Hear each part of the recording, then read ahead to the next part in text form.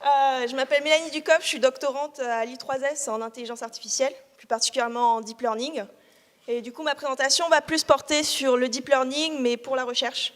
Donc, qu'est-ce qui motive la recherche en deep learning, qu'est-ce qui intéresse et qu'est-ce qu'on sait. J'ai été un petit peu écourtée sur mes slides. Du coup, j'avais prévu de vous parler un petit peu donc, du deep learning et de deux modèles en particulier. Les CNN ont déjà été très bien présentés, donc je vais juste rapidement vous parler des autoencodeurs. Et aussi, en fait, une fois que vous avez construit votre modèle, que vous avez choisi ce que vous allez faire, c'est une autre question en fait, de l'entraîner.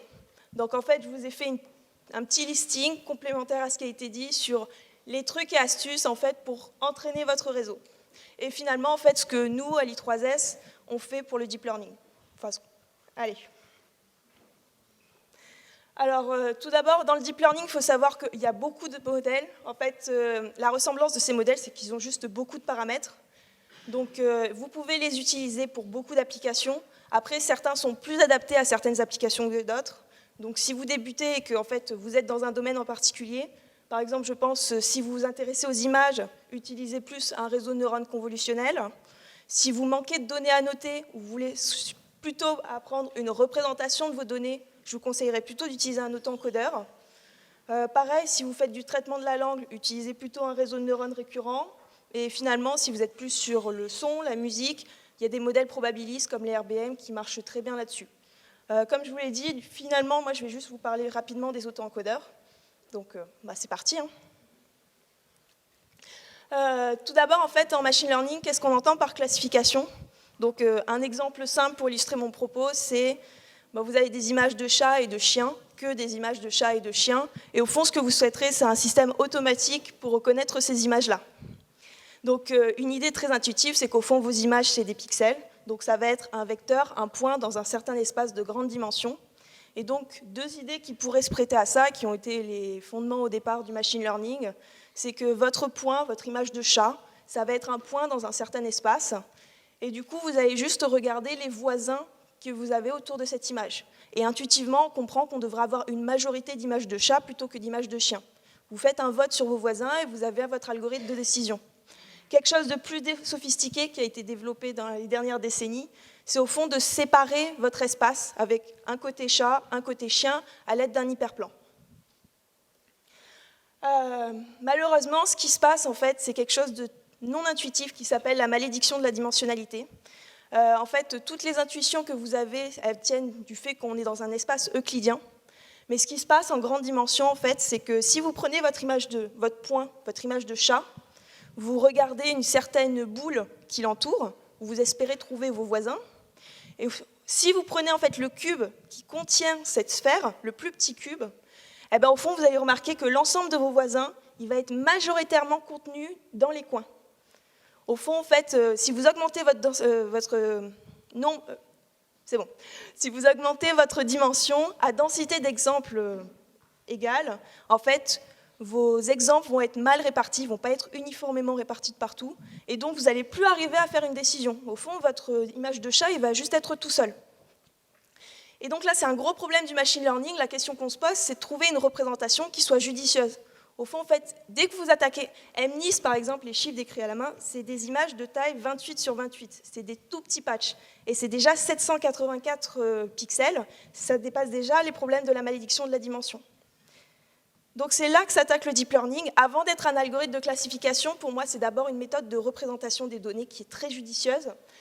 Je ne suis pas biologiste, mais c'est vrai que le deep learning s'appuie sur certains faits biologiques. En particulier, en fait, cette idée d'avoir une représentation hiérarchique, ça tient de ce qui se passe dans le cerveau au niveau du cortex visuel. Les autres parties du cerveau, je ne les connais pas du tout. Par contre, ce qu'on sait, c'est qu'au niveau de l'acquisition de la rétine, vous allez récupérer vos pixels, et au fond, en fait, au niveau des aires V1 jusqu'à V4, vous allez avoir des niveaux d'agrégation de l'information. Donc au fond, en fait, c'est exactement comme si vous aviez votre image de chien. Alors, en fait, au départ, votre cerveau, il va le décomposer en forme de contour, donc juste les petits traits que vous voyez en dessous. Et finalement, en fait, au niveau des aires supérieures, vous allez avoir apparaître en fait, les patterns du chien. La queue, les oreilles, le museau, ce que vous voulez, pour finalement en fait, avoir votre information, c'est une image de chien. Et c'est sur cette idée de représentation hiérarchique par couche que le deep learning en fait, repose. Donc l'ancêtre du deep learning, c'est le perceptron, juste le tout petit neurone, où vous avez donc vos pixels au départ, les x0 jusqu'à xn, et au final, en fait, chacun de ces pixels est connecté à votre neurone par une connexion pondérée. Ça a déjà été très bien expliqué. Et dans votre neurone, en fait, vous avez votre fonction d'activation. Au départ, biologiquement parlant, c'était une fonction escalier pour représenter la potentiation du neurone. Le perceptron, en fait, ce qui va être très simple pour l'apprendre, c'est que vous allez donner vos images, et puis selon qu'il prédit correctement votre image ou pas, vous allez corriger vos poids. Et ce que le perceptron, en fait, il apprend, c'est une séparation linéaire entre vos images de chat et vos images de chien. Le problème, c'est qu'on s'est très vite rendu compte que le monde n'est pas des problèmes linéaires. Vos images de chat et de chien, vous n'arriverez jamais à les résoudre de cette manière. Donc on s'est dit, pas de souci, on rajoute des neurones. Et donc on est arrivé à ce qu'on appelle le multi-layer perceptron, ou le réseau de neurones classique, où vous avez une agrégation de neurones, en fait. Vous avez vos pixels ici, vos neurones connectés, et finalement votre sortie avec le softmax qui va vous prédire s'il s'agit plus d'une image de chat ou de chien. Et l'algorithme de rétropropagation, ou la descente de gradient, c'est ce qui a été inventé en fait, pour pouvoir entraîner ces réseaux-là, parce que ici, la fonction escalier ne va plus marcher, vous allez remplacer ça par une fonction sigmoïde, les petites fonctions en forme de S. Et donc comment ça va se passer, c'est que vous allez donner vos images de chat, j'aime bien Grumpy Cat, vous allez regarder si le réseau a raison ou pas, et là-dessus, vous allez corriger vos poids en partant de la sortie vers l'entrée. On a des jolis résultats mathématiques en fait, sur ces réseaux de neurones-là en particulier. Au fond, on a montré que, c'est Sibenko qui a montré que si n'importe quel problème en fait, réel peut être résolu avec ces réseaux-là. Donc au fond, vos images de chat et de chien, c'est fini, on n'a pas besoin de deep learning. On n'a pas besoin de deep learning si on est capable d'avoir une infinité de neurones sur cette couche-là. Donc au final, on est très vite restreint. Et un deuxième résultat, en fait, qui est un peu le terreau du deep learning, c'est qu'on a montré sur des réseaux particuliers que si vous êtes capable d'entraîner votre réseau avec, disons, 10 couches de neurones, si vous voulez entraîner un réseau qui a les mêmes performances, mais qui a juste 9 couches, vous allez devoir ajouter un nombre exponentiel de neurones sur les autres couches.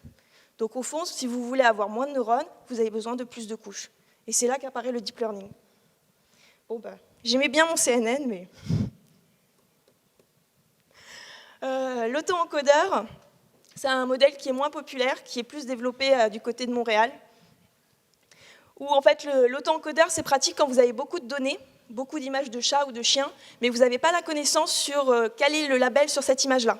Vous souhaitez quand même apprendre quelque chose, donc vous avez un plus petit paquet, vous savez que c'est des images de chats et de chiens, mais le reste, en fait, c'est juste un fouillis. Donc la première chose qu'on va commencer à apprendre, c'est une représentation compacte de ces données-là. Vous allez donner votre image au départ, et ce que vous allez avoir, c'est votre réseau de neurones avec vos pixels d'entrée, vos neurones cachés, et la sortie, par contre, elle va être de la même taille que votre entrée. Et ce que vous allez chercher à faire, en fait, c'est comparer la sortie et l'entrée et faire en sorte que ça se ressemble le plus. Donc, en fait, que le réseau il soit capable de compacter l'information nécessaire. Donc, ici, il n'y a qu'une seule couche. Ce que vous faites, en fait, c'est que vous allez réutiliser ce réseau-là une fois appris. Vous allez utiliser les neurones cachés comme représentation de votre image, et rebelote, vous refaites un auto-encodeur par-dessus. Et donc là-dessus, vous aviez vos neurones cachés, qui deviennent vos entrées, et vous essayez en fait d'apprendre à reconstruire ces neurones-là. On enchaîne, on en fait autant que vous voulez, tant que vous êtes capable de construire. Et si vous voulez faire de la classification dessus sur votre plus petite base, ben en fait, ce qu'il suffit de faire, c'est prendre votre dernière représentation, vous avez votre softmax, TensorFlow ira très bien, je ne me fais pas d'ennemis, désolé. Et pareil, vous avez votre probabilité d'être une image de chat ou de chien et vous construisez votre réseau en conséquence. Et finalement, ce qu'on a tendance à faire, c'est bien sûr, vu que vous aviez construit tous vos paramètres avant, on refait une passe de backpropagation histoire d'optimiser le réseau pour les images de chat et de chien. Donc ça, c'est un auto-encodeur. Si vous avez réussi à construire votre CNN, votre auto-encodeur, félicitations. Maintenant, il y a quelques petites choses à savoir. Le deep learning, ça reste un problème très ingénieur. Il y a des petites astuces pour pouvoir entraîner correctement vos modèles, sinon vous en bavez un petit peu. Donc, quelque chose qui a déjà été dit, la sigmoïde, en fait, c'est la fonction d'activation qui a été inventée en premier. Il en existe d'autres, et en particulier le rectifieur. Ce qui se passe, en fait, quand vous utilisez une sigmoïde, c'est que vous avez le problème de vanishing gradient, où au fond, en fait, vous allez rester coincé dans les plateaux du S. Et comme vos corrections elles vont de la sortie vers l'entrée, à chaque fois que vous allez corriger une couche, ça va dépendre de la correction que vous avez faite sur la couche précédente. Et très vite, avec les erreurs de calcul et le fait aussi que c'est entre 0 et 1, bah, vous n'allez plus être capable de corriger quoi que ce soit. Donc les rectifieurs, ça a été inventé par Xavier Gloroth, c'est assez récent, ça date de 2011, et ça a assez révolutionné le domaine. Donc ça a déjà été dit, négatif, 0 dans les négatifs, et sinon c'est l'identité. Il y a d'autres pans de recherche, les rectifieurs, ça ne résout pas tout, ça crée d'autres problèmes. Du coup, on est en train d'inventer toute la famille des rectifieurs, c'est un gros pan de recherche. Vous avez choisi votre réseau, vous avez choisi votre fonction d'activation. Une question qui peut se poser, c'est qu'au départ, vous avez besoin de mettre des valeurs sur vos poids. Donc comment vous les initialisez? On pourrait penser qu'on met 0 de partout, comme ça, tout le monde est égaux. On va aller plus vite. Par contre, vous n'allez pas réussir à entraîner du tout comme ça. Ce qu'on fait, en fait, c'est qu'on va utiliser une variable aléatoire gaussienne ou uniforme. Par contre, il y a quelques règles à respecter. Si vous êtes en train d'utiliser une fonction hyperbolique, il y a Gloroth qui a dit que sur chaque couche, vous avez quelques règles pour la variance en fait, de votre gaussienne. Donc ça dépend du nombre d'entrées et du nombre de sorties. Et pareil, récemment, en fait, il y a Microsoft qui a inventé leurs propres règles de quelle variance utiliser pour les rectifieurs, où là, en fait, ça dépend de l'entrée. Et ça vous permet en fait, de mieux initialiser votre réseau pour pouvoir mieux l'entraîner. Je vais sauter du coup. Le dropout, ça sert beaucoup. Vous faites sauter vos neurones. Il y a toute la famille. Il y a le drop connect, où là, ça va être les connexions. Le batchwise dropout, où là, en fait, ça va être utiliser le même masque de dropout sur plusieurs exemples. Moi, ce que j'aime bien, c'est la batch normalization. C'est assez récent, en fait. Soit vous utilisez dropout, soit batch normalization. C'est entre chaque couche de neurones, vous allez, en fait, enlever la moyenne et diviser par la variance pour, en fait, renormaliser vos données. Et ça permet d'aller plus vite. Une dernière chose sur les tips and tricks. En fait, il faut savoir que quand vous êtes en train d'apprendre, vous allez vous arrêter dès lors que votre fonction vous arrivez dans une cuvette. En fait, votre gradient ne va plus être capable d'apprendre. Mais en très grande dimension, en fait, on n'a pas tant de cuvettes que ça. On a plus ce qu'on appelle des poincelles, où au fond, on a des cuvettes dans certaines directions, mais dans d'autres directions, on est encore capable d'apprendre. Et c'est ça qu'on cherche à faire, en fait. Vous apprendrez plus vite si vous êtes capable de sortir de ces poincelles rapidement. Et pour ça, en fait, en plus de la descente de gradient, maintenant, on n'utilise plus ça, on utilise des sortes d'optimisation améliorées. Je citerai le momentum ou le RMS propre. Et en fait, ici, on peut voir que ces fonctions-là, ça vous permet de sortir des plateaux et donc de continuer à apprendre. Il me reste combien de temps? Ah ouais.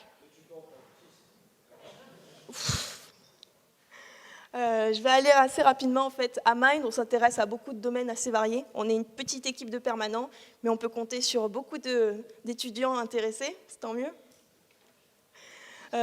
Moi, je m'intéresse plus à la théorie du deep learning, en particulier un domaine qui s'appelle l'active learning, où c'est comment entraîner au fond un CNN avec beaucoup moins de données à noter. On a d'autres domaines, en particulier l'artistic style, qu'on essaie de faire pour le son. Je ne vais pas avoir le temps. Allez, je te pique 3 minutes. Moi, mon travail, en fait, c'est sur de l'active learning. L'idée, c'est que vous pouvez utiliser un auto-encodeur quand vous n'avez pas assez de données, mais quand même, le CNN, en termes de performance, c'est un des architectures qui marche le mieux. Par contre, au fond, si vous n'avez pas assez de données, il y a une technique qui s'appelle l'active learning, qui consiste en fait à faire en sorte que le réseau il aille chercher lui-même les éléments dont il a besoin et qui vous demande automatiquement de les annoter.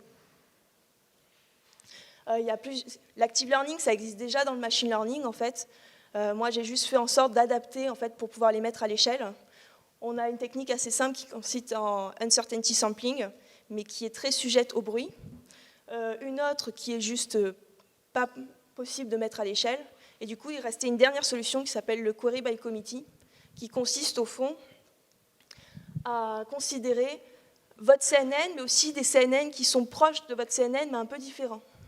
Et l'idée, en fait, c'est que si vous soumettez une image non annotée, et vous regardez ce que ces CNN ils vont prédire, s'ils sont tous d'accord, au fond, s'ils disent tous qu'il s'agit d'une image de 3, ben c'est qu'au fond, en fait, vous avez appris ce que c'est cette image-là et elle ne vous sert plus à rien. Si par contre, en fait, ben, l'ensemble de vos CNN il est en désaccord, c'est qu'il y a quelque chose encore à apprendre, on peut se perfectionner. Il y a quelque chose qu'on n'a pas appris, donc en fait, on va naturellement annoter cette image et la rajouter dans l'ensemble d'entraînement. Pour construire en fait, ce comité-là, vous ne pouvez pas vous permettre de faire de la backprog, parce qu'au final, on perd tout l'attrait de l'active learning, on doit réentraîner 10 réseaux à la fois. On peut faire du distribué, hein, mais c'est pas... Du coup, l'idée qu'on a apportée en fait à l'I3S, c'est de... Enfin, je l'ai apportée.